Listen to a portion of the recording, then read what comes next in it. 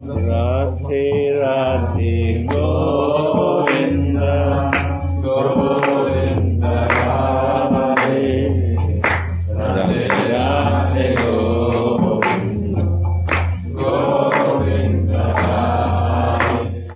So I'm reading verse 60-61 from Sri Vilapa Kusumanjali. When you arrive at Nandisvara, the great abode of Nanda, the king of Vraja,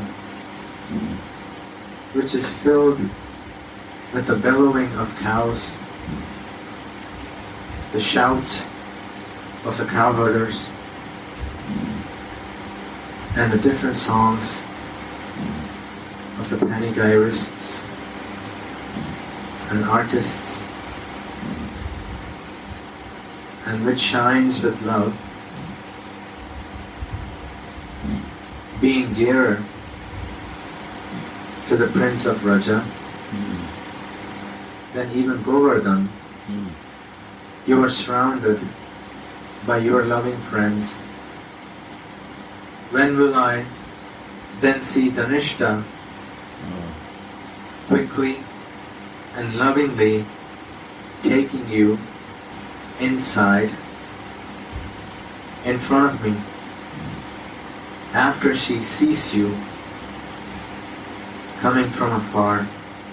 When you arrive at Nandisvara, the great abode of Nanda, king of Vraja, which is filled with the bellowing of cows, the shouts of the cowherders, and the different songs of the panegyrists and artists, and which shines with love, being dearer to the prince of Raja than even Govardhan, you are surrounded by your loving friends.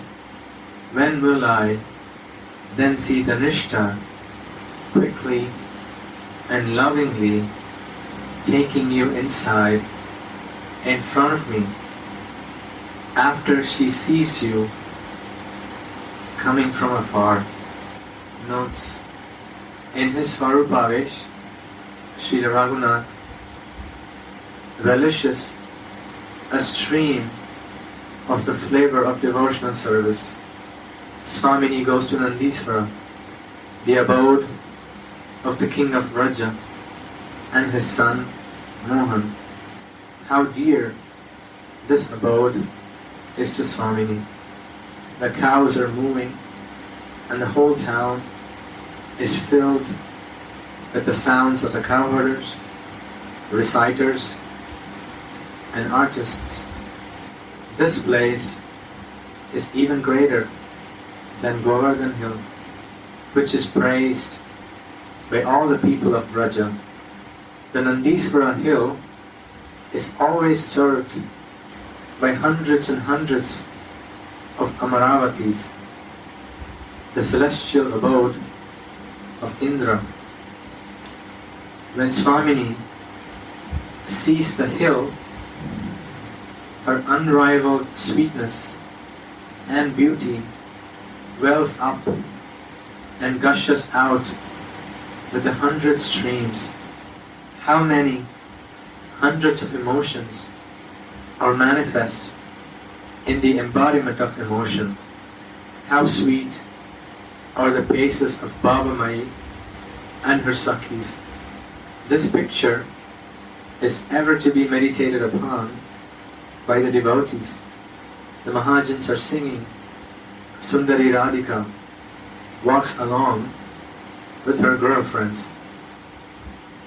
Her colorful silken sari covers her whole body, and her eyes are beautified by eyeliner. Even pearls cannot compare to the luster of her teeth, and jewels fall out of her mouth when she laughs. Golden rays cannot compare to her bodily complexion, and her voice defeats that of cuckoos. Her hand palms and foot soles shine like red land lotus petals, and her ankle bells are jingling. This crown jewel of women defeats even Cupid.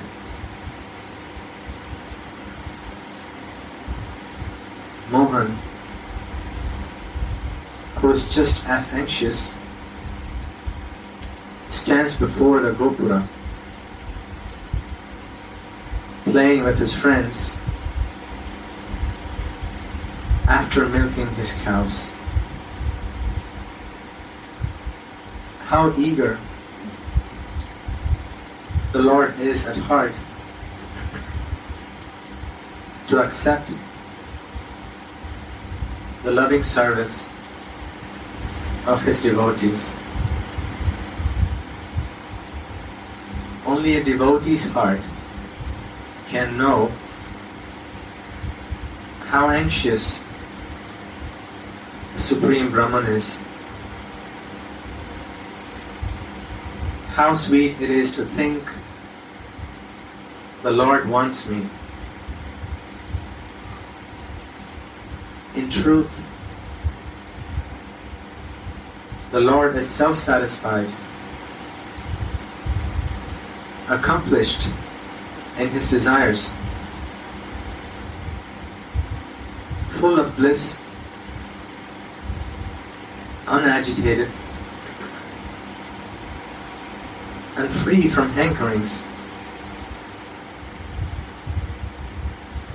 But in His playful pastimes, He is the enjoyer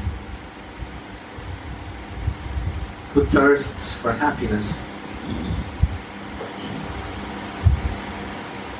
Especially the love of the gopis awakens unbridled desires in his heart and ornaments him with a beautiful dress with which he rambles from kunja to kunja with the gopis. How many colored pictures his desires mark on the canvas of his heart. Radharani is the greatest. He's so eagerly waiting to see her. She is the presiding goddess of love, the embodiment of Madhanakya Mahabhav. If even one drop of this love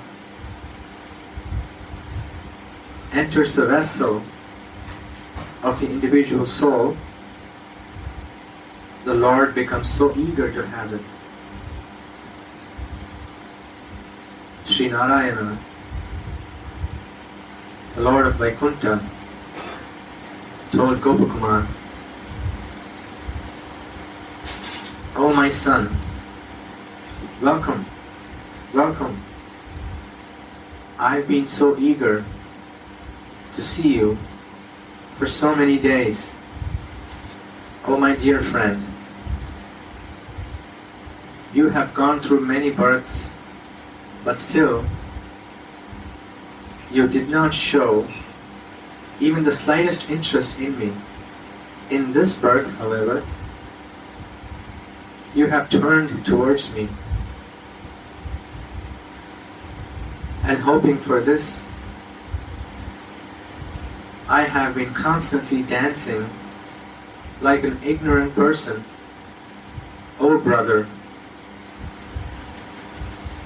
I could not find any trick by which I could bring you here, even violating the injunctions of the Vedas and so. Oh child, I was very upset that you ignored me for so long. Being so eager for your mercy, I violated the beginningless religious principles that were made by myself and made you take birth near my own beloved Sri Govardhan, while I myself descended there as your Guru. While I myself descended there as your Guru, named Jayanta. Follow me? I know understand. From beginning again. From beginning. Yes.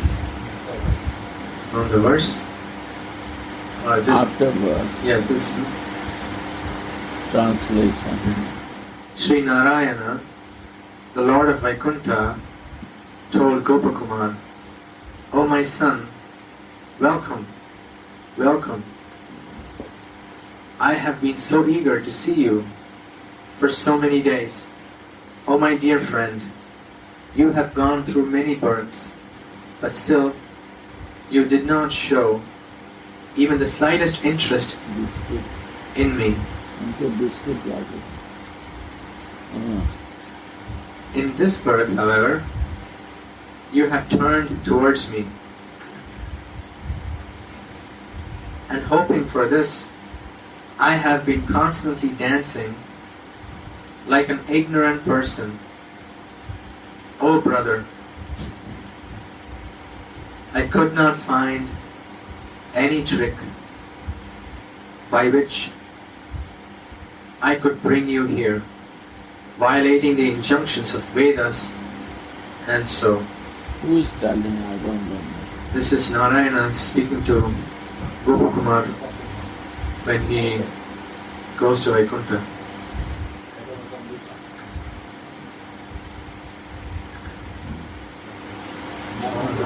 Yeah? Yeah? We follow it? Yeah.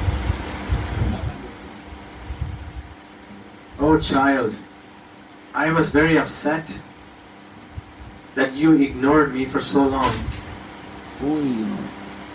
Narayana speaking to Gopakumar, that Gopakumar ignored Narayana for many lives. And he's saying, being so eager for your mercy, I violated the beginningless religious principles that were made by myself and made you take birth near my own beloved Sri Govardhan, while I myself descended there as your Guru, named Jayanta.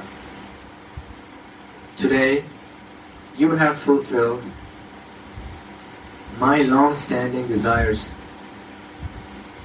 Just stay here and increase my happiness and yours. This shows how eager. Who is Jayanta? So Narayana himself descended in Govardhan as Gopakumar's Guru to bring him back to Vaikuntha himself. Narayana was waiting for Gopakumar to come to him for many lifetimes, and Gopakumar was ignoring Narayana. So he himself appeared as his Guru. First he made him take birth in Govardhan. Narayan. Yeah, that's what he's saying. He made Gopakumar take birth in Govardhan, and then he himself appeared there. Gopakumara took birth. Narayan. Narayan took birth as Jayanta, his Guru.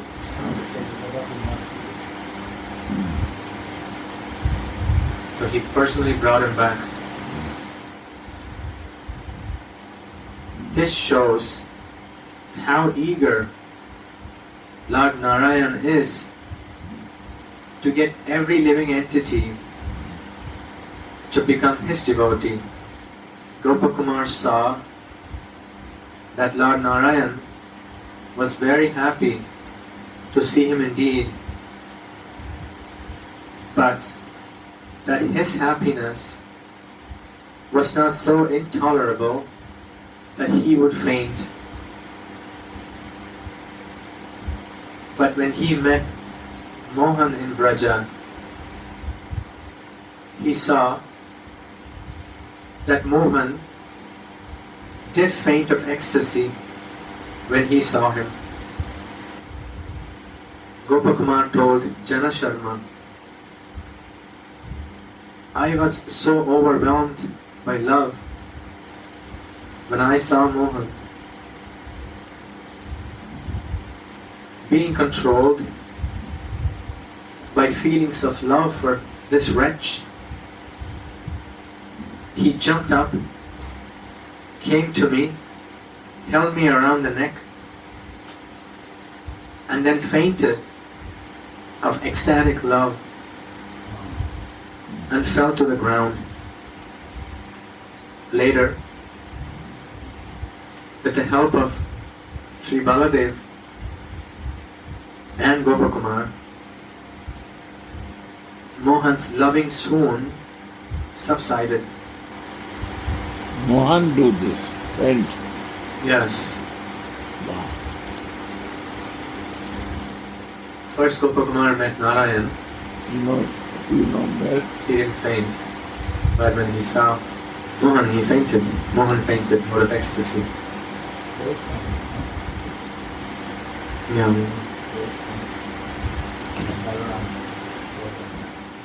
No. If Mohan is so eager to get one devotee, then who can measure his eagerness to meet Premamayi Sri Radha? No.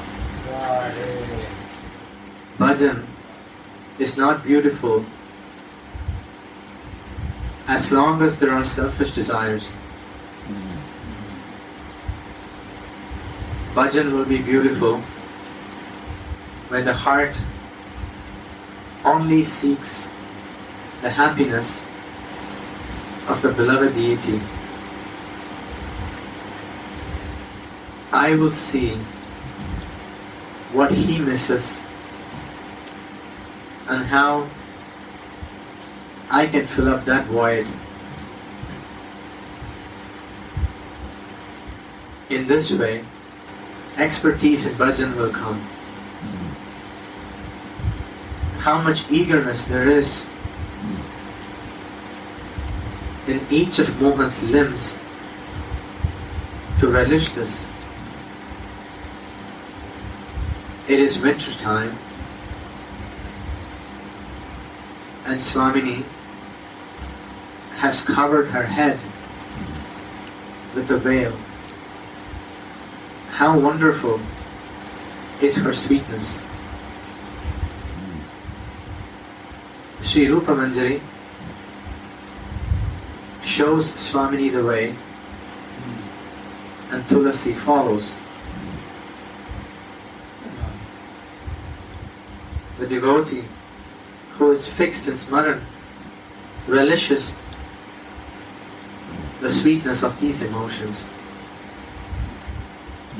Bhajan fails if the devotee does not stay with Swamini and serves her.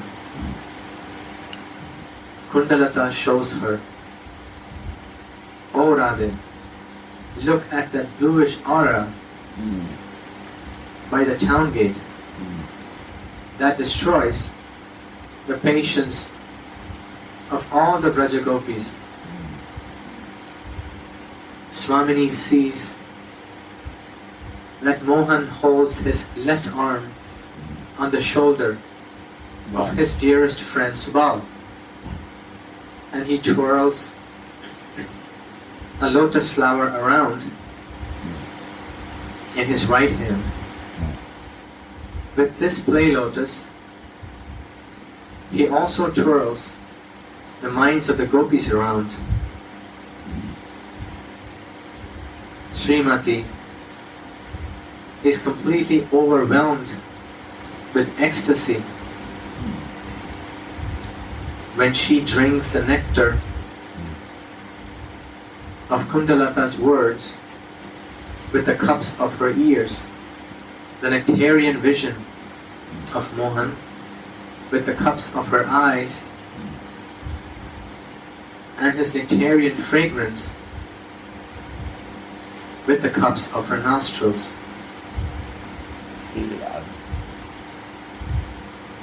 Seeing the fortunate position of Mohan's friends, Radhika laments, O Subal, in which perfect holy place have you performed penances so that Mohan is now holding his snake-like arm on your shoulder? You can be embraced. You can be embraced by Mohan, even in front of his superiors, are kept to his chest without hesitation, and you can freely shiver of ecstasy when he does that. When the gopis pass through the gopura, when the gopis pass through the gate, the gopura, the town gate, they all shyly cover their faces, peeping through the holes of their veils with lowered eyes, trying to drink some of the nectarian sight of Pritam's lotus-like face. Srimati thinks, all enchanting Mohan stands here by the town gate only for me, just to agitate Mohan a little. She slightly pulls the veil from her head to show her face to him completely. It is as if she pulls at the veil of Mohan's mind by doing that. How sweetly her bangles are jingling. How beautifully her jeweled rings are blazing on her fingers that defeat the luster of golden champaka buds. Mohan gazes at Swamini without blinking. Waves of passion for Mohan are playing in every level of Swamini's heart. The hairs on her body stand erect of joy. Tears of love trickle from her eyes, and her whole body shivers. She cannot walk on anymore, so she tells Lalita, Sakhi, I cannot walk so fast. There are big pebbles on the road. Kundalata jokingly asks Swamini, are these pebbles on the road? Or are they in your mind, Sakhi? Sri Radhika, the Empress of spiritual sweetness, walks on. Radha and Mohan's eyes meet each other, and Mohan becomes enchanted by it. Great streams of sweetness gush out of Srimati's divine body, and Mohan stares at her in complete absorption. Shri Radhe. The object of his meditation has appeared before him. As Radha and Mohan's eyes met each other down the road, Cupid fulfilled their mind's desires. They became absorbed in staring at each other's faces. This clumsy thief did not understand that this is not the right time or place. But the clever Sakhis know all mellows. They warned him with their crooked glances. Sri Rupa Manjari and Tulasi served Swamini day and night according to the time. They are primarily interested in service and relishing Swamini's form, qualities and pastimes comes afterwards.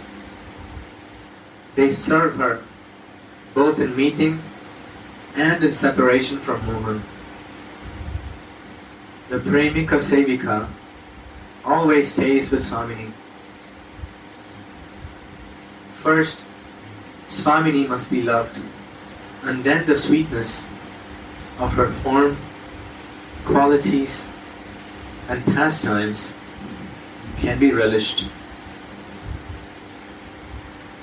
The worship of Raja is a worship of love, not a worship according to scriptural injunctions. It is a bhajan based on greed. Swamini shyly asks Lalita with trembling voice, Sakhi, is there no other way to go to the house of King Nanda? I cannot go along this road anymore. Lalita says, Oh Radhe, because you act on the order of your superiors, there will be no fault in you. You will not be blamed. Come Sakhi, just go on over the main road. Srimati, very happy to hear Lalita's clever encouragement, proceeds slowly but surely down the main road, while the Sakhis and Manjaris are swimming in oceans of nectarian rasa as they behold the scene. The abode of Nandisvara hill is full of cows and cow herders, and there are streams and pools of yogurt and milk.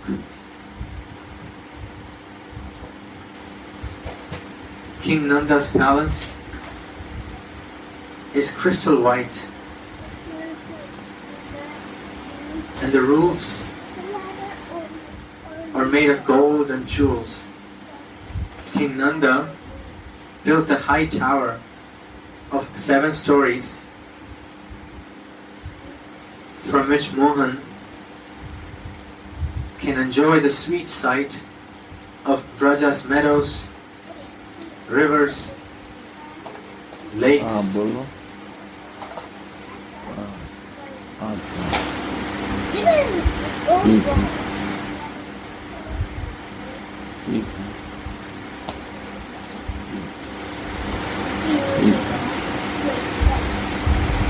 पूछना होगा कोई गड़बड़ तो नहीं ना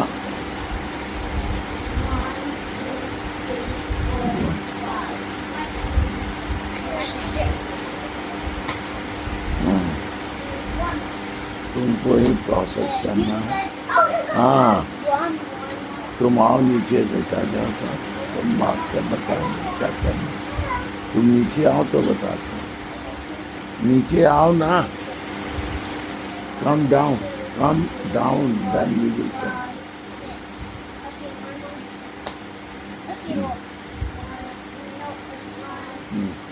When Swamini walks through the alleys of the town, she becomes more grave. Mohan considers the jingling of her ankle bells to be like a stream of nectar entering into his ears. Srimati Radhika is the very life of Queen Yashoda's maidservant, Dhanishta, who restlessly walks in and out of the palace, looking out for her and thinking, why has Radhika not come yet? When she finally sees Radhika coming in the distance, she quickly comes out and takes her by the hand and asks her, "Oh Radhe, why are you so late? I was so distressed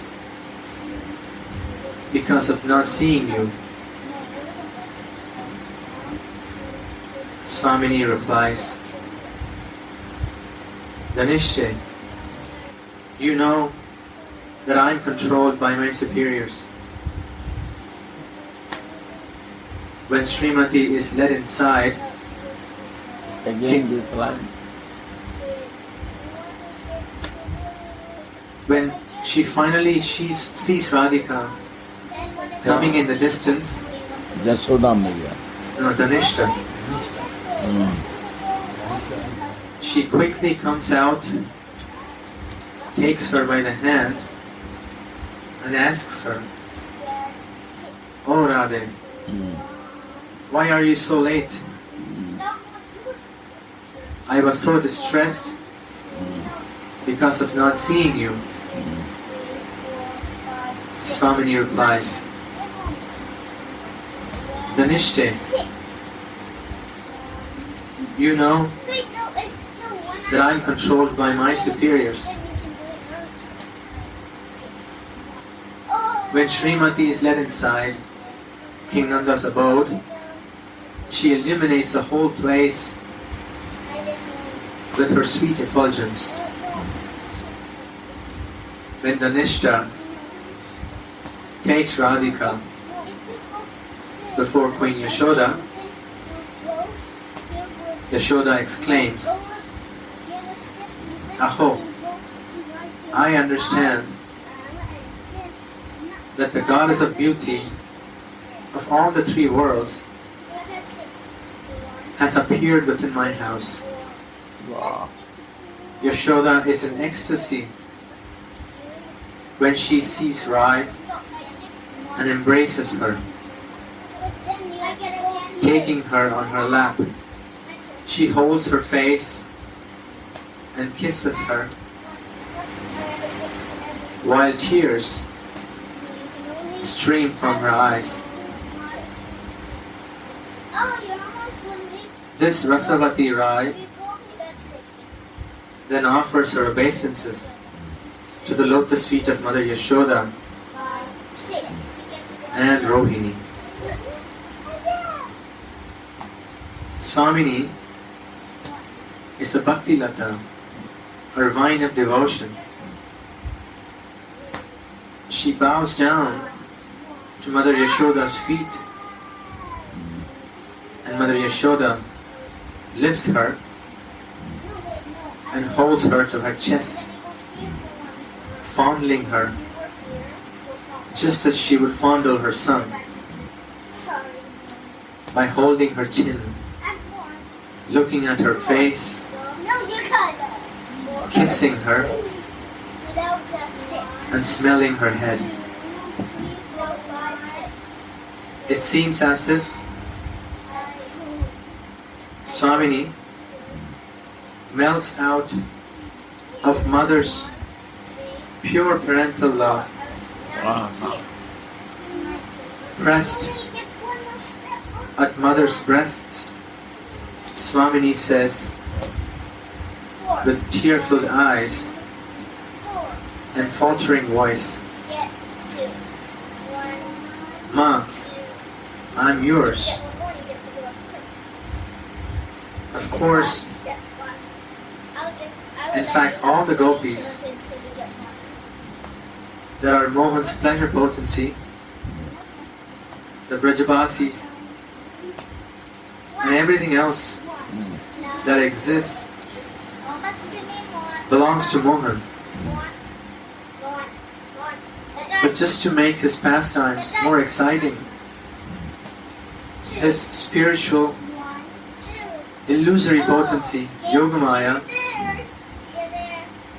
creates such situations for him in which he becomes the paramour of other men's wives. A woman is not hard to attain unless she lives in another man's house. Wow. Unless she's hard to get there,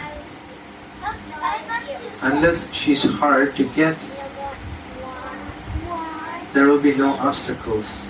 Wow. And unless there are obstacles, there will be no astonishment Yeah.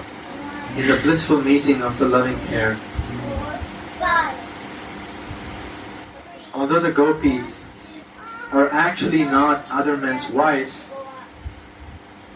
they appear to be like that just to increase Mohan's pleasure and excitement. Yeah. The marital status of the eternally perfect consorts of Mohan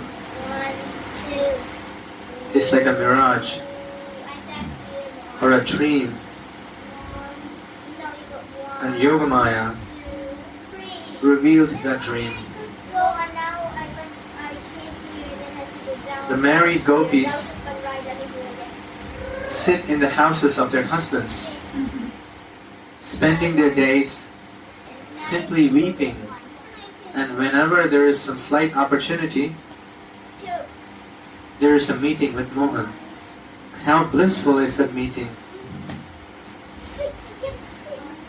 Mohan greatly yearns for that kind of delectable happiness, which is the quintessence of transcendental flavors. This is due to Yogamaya's expertise. The gopis consider me to be their paramour due to the power of Yogamaya. I don't know about it, and the gopis also don't know about it. We always steal each other's minds with our forms and qualities. This passionate love causes us to give up religious principles and to meet each other. Sometimes we meet, and other times we don't. That's up to fate. I will relish the quintessence of rasa, and in this way I shall bless all the devotees. When they hear of the pure love of Raja, they will also worship me on the path of Raga Bhakti, giving up all social and religious principles. Sri Sukhamani described the supreme astonishment of the extramarital love of the gopis in the Rasa Leela, which is the crown jewel of all transcendental pastimes. as follows in Srimad Bhagavad. Out of compassion for all the devotees, the Lord took shelter of a human form and performed such pastimes. Anyone who hears these pastimes will become devoted to him. The Lord and the Vraja Sundaris perform this pastime to delight and benefit themselves and their pleasure potencies, their associates in Vraja, and indeed all the people of the world. Anyway, Mother Yashoda, who is the embodiment of maternal love, sprinkles Swamini with her tears of love and blesses her, saying, "Oh moon-faced girl, may you live for 100 years, and may you always delight my eyes and my mind." The Sakis and Manjaris also bow down to Mother's feet, and Yashoda also embraces and blesses them.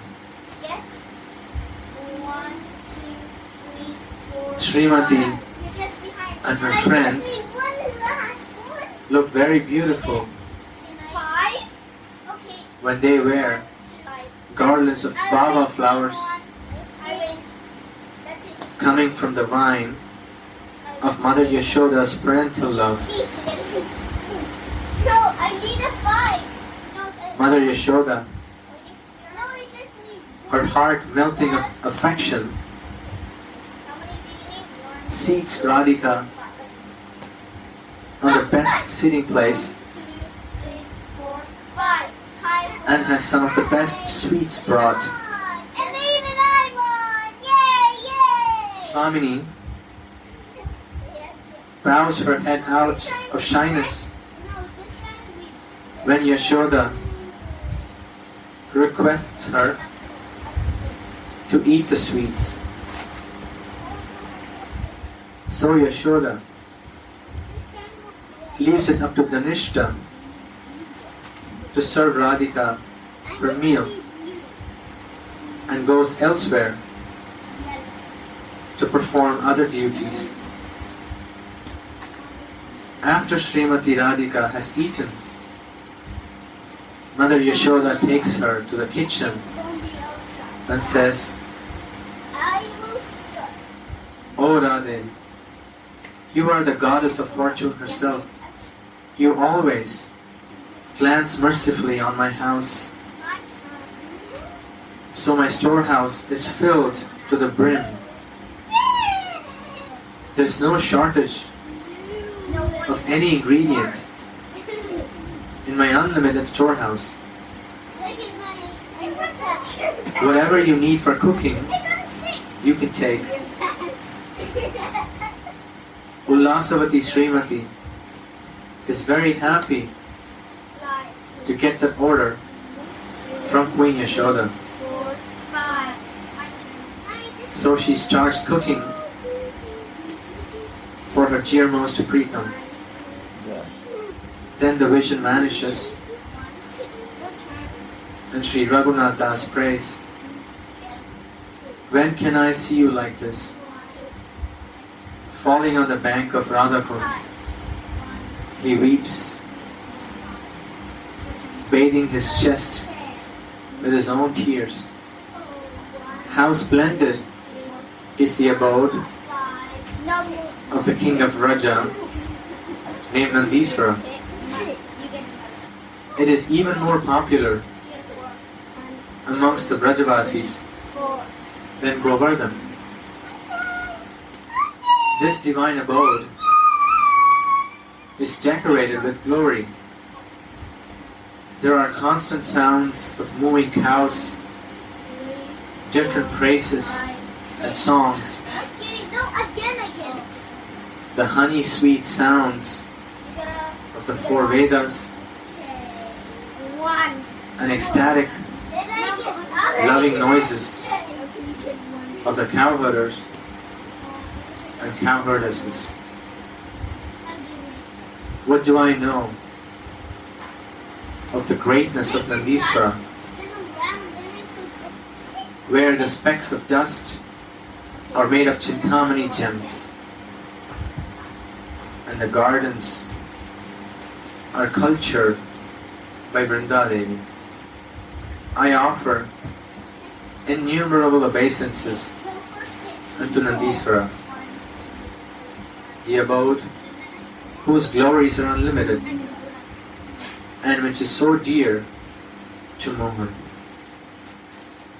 Oh Vinodini, when you and your friends go to Nandisvara, the abode of Nanda Maharaj, absorbed in the blissful rasa of Mohan's name, I see from a distance how beautiful Dhanishta blissfully comes forward to take you inside. O Mohan's beloved, at that time I will blow an auspicious concha. When I see you all coming before Queen Yashoda, I will float on waves of ecstasy. While Raghunath Das Goswami sees this, he sings Vilapa Kusumanjali with tear-filled eyes. Jai Ho. Radhe